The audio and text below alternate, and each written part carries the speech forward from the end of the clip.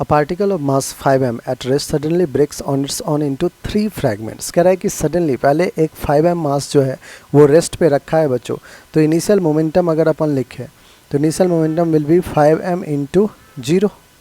ठीक है, breaks on its own means net external force 0 है। नेट एक्सटर्नल फोर्स अगर 0 है तो हम लिख सकते हैं कि initial momentum is equals to final momentum.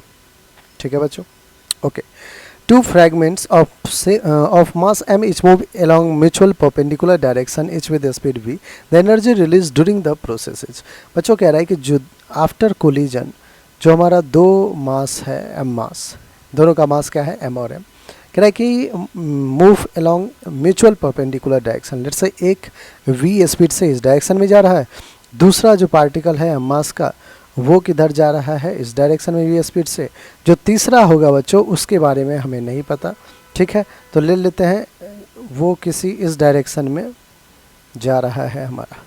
ठीक है, तो इनफैक्ट हमें वेलोसिटी भी नहीं पता तो v डैश ले लेते हैं, ना डायरेक्शन पता ना वेलोसिटी पता। ठीक है बच्चों, तो एक पार्टिकल हमारा जो है वो m मास का किस डायरेक्शन में जा रहा है, इस डायरेक्शन में x एक्सिस में v से, दूसरा m मास y डायरेक्शन में v से, और तीसरा m मास नहीं है बच्चों क्योंकि 5m में m और m 2m हो गया, तो ये कितना हो जाएगा हमारा, ये हो जाएगा हमारा 3m।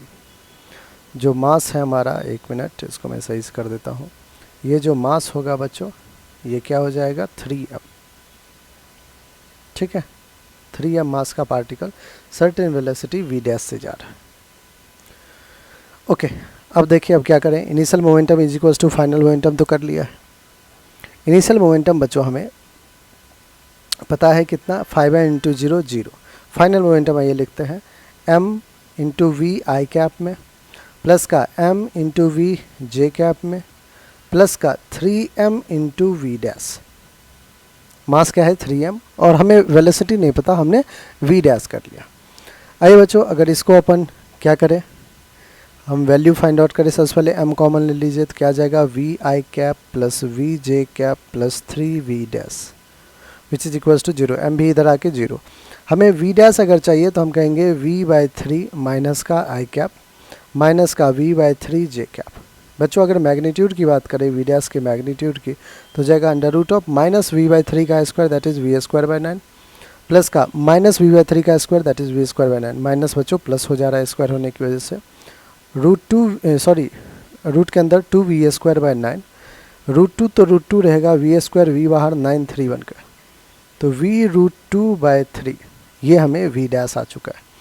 कह रहा है कि the energy release during the processes. Energy release initially तो रेस्ट पे था तो उसका काइनेटिक एनर्जी 0 था, लेकिन फाइनली बच्चों एनर्जी रिलीज्ड हमें फाइंड करना है। एनर्जी रिलीज्ड आफ्टर कोलिजन क्या होगा, तो आप कहोगे हाफ मास है m, वेलोसिटी था v का स्क्वायर, प्लस दूसरा भी हाफ मास है m, वेलोसिटी v तो v²। एनर्जी बच्चों स्केलर क्वांटिटी है तो आपको डायरेक्शन नहीं फाइंड करना है। हाफ ऑफ मास कितना है तो आप कहोगे अब बच गया 3m, और वेलोसिटी क्या है v डैश का स्क्वायर, v डैश क्या है तो v², √2 का स्क्वायर 2, 3 का स्क्वायर 9। चलिए बच्चों सॉल्व करते हैं इसको। Half mv² that is mv² plus का 2 ने 2 को कैंसिल किया, 3 1 जा 3 3 जा, तो mv²/3, 3 + 1 that is 4/3 mv²। Energy release हुआ है बच्चों 4/3 mv²। देखते हैं अपन कौन सा ऑप्शन है, ऑप्शन नंबर डी, और यही हमारा क्या है बिल्कुल करेक्ट ऑप्शन है। ठीक है।